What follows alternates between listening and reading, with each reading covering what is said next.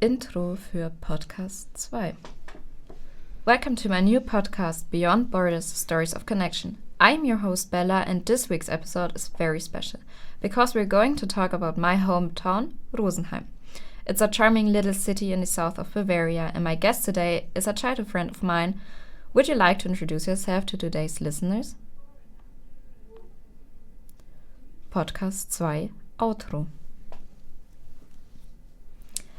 So let's put it in a nutshell. So I would say Rosenheim is worth a visit for everyone who wants to join different cultures, but also the traditional Bavarian way of life, or who wants to explore the different landscapes you can see in the south of Bavaria, definitely. The mountains, the lakes, the rivers, the different cities.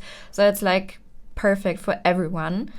And I would say let's end this episode here. Thank you so much for listening. If you enjoyed this episode, don't forget to subscribe to our podcast and stay tuned for the next week where we will talk about backpacking culture in Bali. Bye! Bye! Ja, die fand ich viel besser, das Auto. Let's start with the second podcast. Welcome to my new podcast, Beyond Borders, Stories of Connection. I am your host, Bella, and this week's episode is very special because we're going to talk about my hometown, Rosenheim. It's a charming little city in the south of Bavaria, and my guest today is a childhood friend of mine. Would you like to introduce yourself to today's listeners? Hi everyone, my name is Sarah and I was born and raised near Rosenheim and I'm currently studying for my degree here in The Hague. It's so nice to have you here. I thought it would be nice to talk a little bit about Rosenheim and answer a few questions about the city and the area. Yeah, absolutely. So Rosenheim is a popular city for visitors from all over the world actually. And as a local, what do you think attracts visitors to Rosenheim so much? I think there are many charming parts about Rosenheim, but especially it has a very good connection to other cities, and its location is close to Munich, it takes less than an hour to get there. Yeah. But also the border of Austria is right there with the Alps. A half an hour drive basically. Yeah, so you have the perfect location basically to get anywhere in the area you want to go. And as I already mentioned, the Alps are right there, so beautiful landscapes, and in general the city is filled with history and very charming. Yes, I agree. And one thing I feel like we also have to mention are the many different cultures that come together in the city. Because of its location, it's such a hotspot for many different people which are visiting for going maybe skiing in the Alps or just visiting Munich, but also want the countryside, I would say. And I love that there are coming so many different cultures together and also live there together. Yeah, it's a whole mixing pot for different cultures of people actually native to Bavaria, people who moved there, people who are visiting. So you get the best of both worlds, I guess, from everyone. I totally agree. And also what I love about this is that there are so many different spots where you can see this. For example, I think the restaurant scene is very huge absolutely. in Rosenheim. So you have, I don't know, Turkish places, Vietnamese places, Chinese places. You have everything from all around the world, Mexican places. And when we are talking about spots, comes something to your mind that people have to visit when they are in the city for the first time?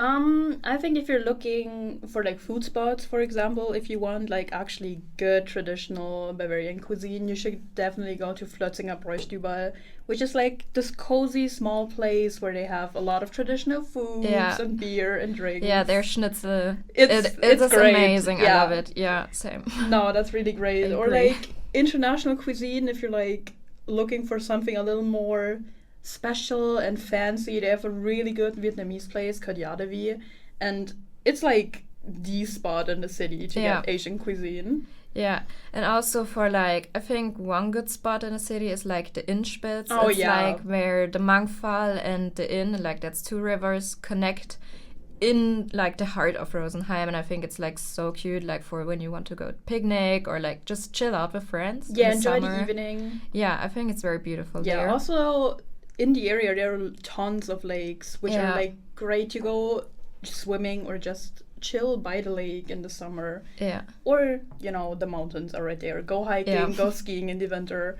You have lots of you have lots of different options. Yes, I totally agree. And is there anything you like really miss from home when you're here in Den Haag studying?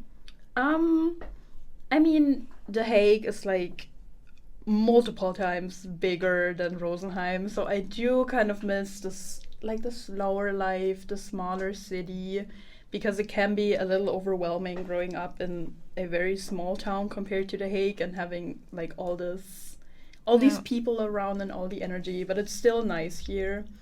But actually missing is maybe the Wiesn. Yeah, because Rosenheimer Wiesn. Yeah. Rosenheimer Wiesn is always like a highlight in the fall. Yeah, I love it.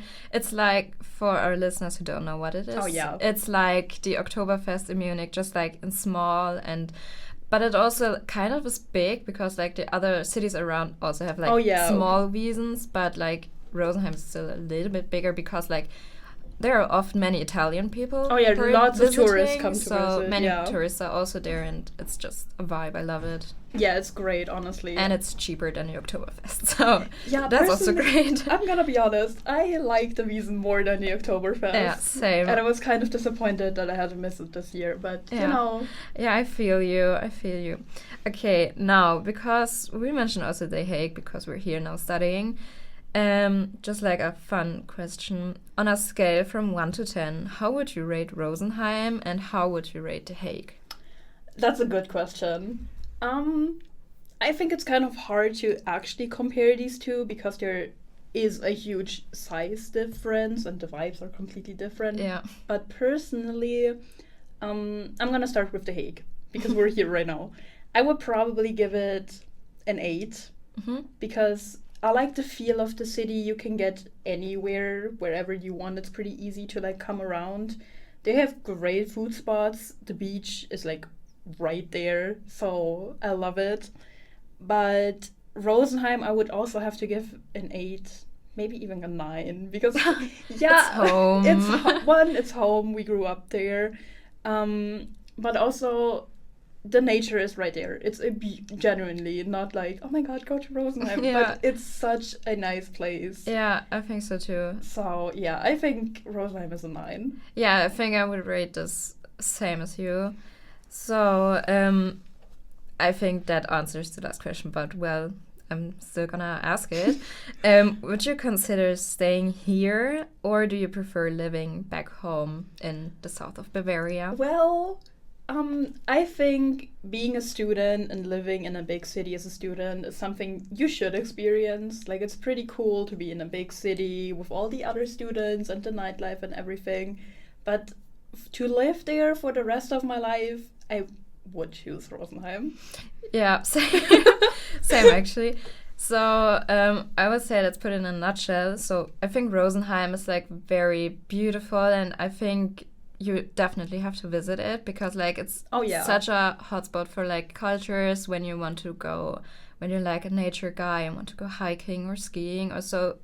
You can find something for every every occasion, every season, everything. So yeah, if you're in the area, come visit Rosenheim. Okay, thank you very much. This is where we'll end today's episode.